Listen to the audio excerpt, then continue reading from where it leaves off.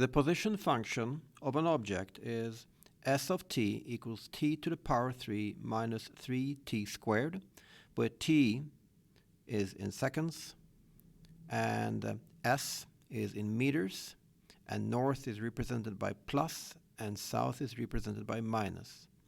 When is this object moving north and towards the origin at the same time? So moving north and towards the origin at the same time.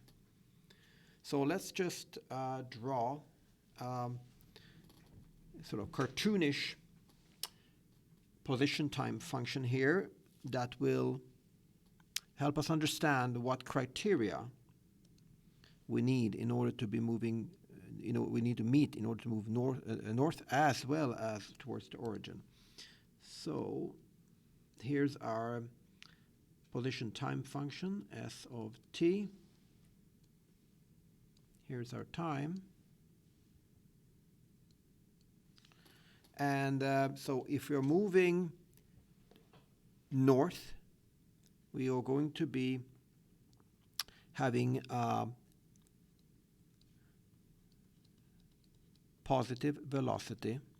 So remember that the velocity is defined as the derivative of the position time function. So moving north requires a positive velocity, which essentially says that the slope of the tangent at this point has to be greater than 0. Okay, so we know that the slope of the tangent has to be positive. And we're moving towards the origin at the same time. So if we are located down here, if that's our current position, we don't know how the rest of the function looks, so that's sort of,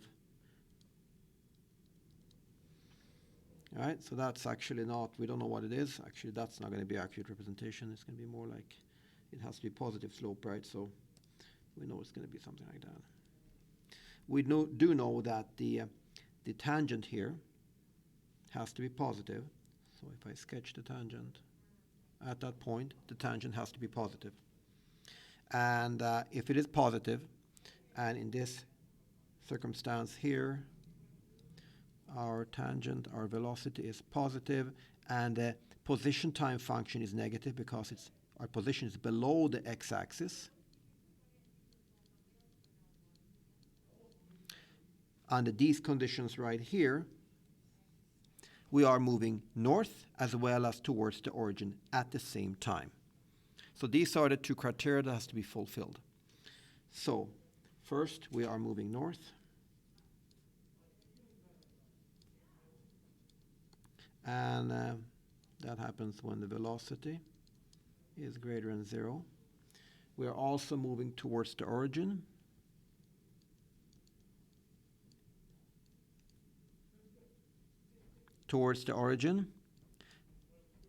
And that's only going to be able to happen if we're moving north if our position time function is less than 0. So that will be an example of that being located right there. So let's determine under what conditions the velocity is greater than 0. So we will need to differentiate the position time function. So our velocity here equals the derivative of the position time function. If we differentiate this, we're going to get 3t squared minus 6t. Okay? And this has to be greater than 0. So now we have to solve this for t. So we can factor out a 3t here, which leaves us with t minus 2 greater than 0. And we can now see that the critical values here for the velocity being greater than 0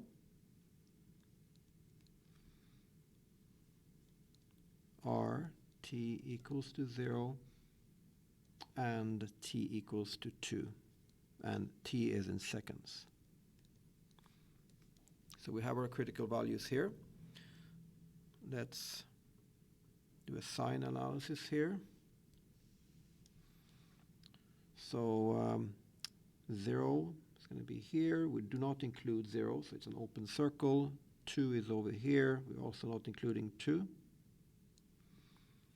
And if we look at our factored derivative of the position time function here, 3t times t minus 2, we are going to, in the interval between 0 and 2, it's going to be positive and negative, which means that the function is negative.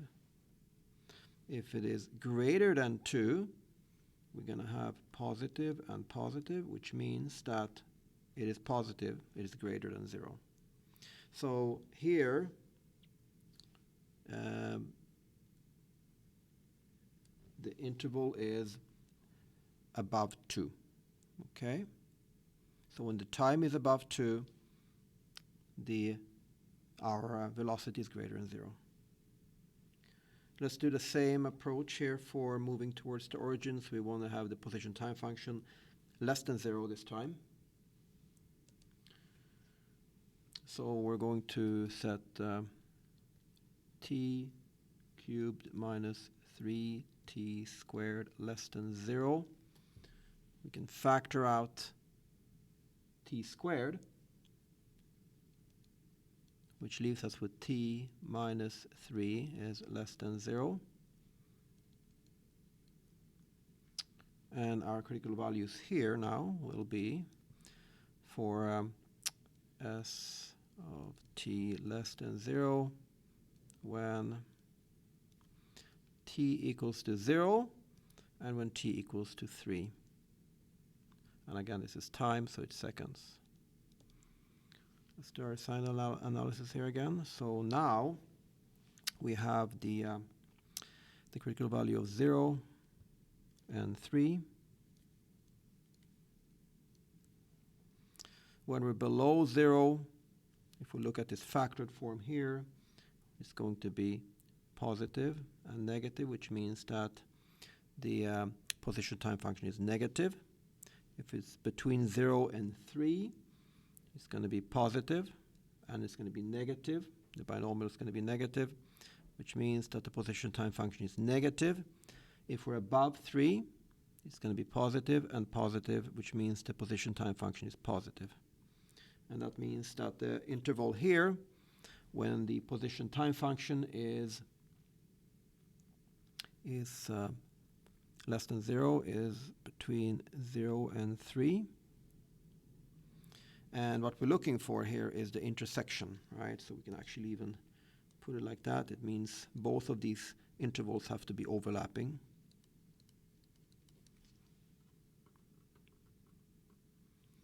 And we can put this intersection, we can put this on a single number line like this. We have 0 here, we have 2, and we have 3. Okay, and the velocity was greater than 0. Let's use different colors maybe. Let's use green for velocity. The velocity was greater than 0 from 2 and up. So this is, oops, like that. So this is velocity being greater than 0. And then we have the position time function being less than 0 between 0 and 3. So here. So the velocity, the position time function is less than 0 here. And of course the overlap here is going to be between 2 and 3 right there.